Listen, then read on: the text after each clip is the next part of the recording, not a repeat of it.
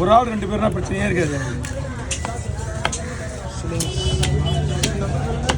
988 410 6858. செல்வண்ணா number. ஓ இது அவருக்கு போகுதுல்ல, பார்த்துட்டு போனேன். ஆமாம் அண்ணா 100 ரூபா கொடுங்கண்ணா.